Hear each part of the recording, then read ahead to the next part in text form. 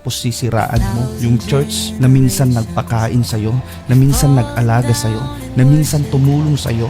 Ito'y para sa mga Kristiyano po mga kapatid na lumipat po ng church. Nanggaling po sa Full Gospel Church, lumipat po sa Full Gospel Church, iba lang po yung pangalan. Panawagan po sa inyong lahat.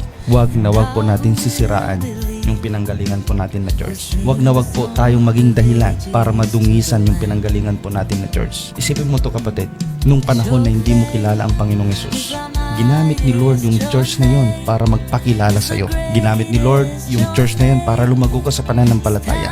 Tapos nung nasaktan ka, nung nakita mo yung mga mali, tumalikod ka, lumayo ka, lumipat ka ng church, tapos sisiraan mo yung church na minsan nagpakain sa'yo, na minsan nag-alaga sa'yo, na minsan tumulong sa'yo para lumago ka sa pananampalataya.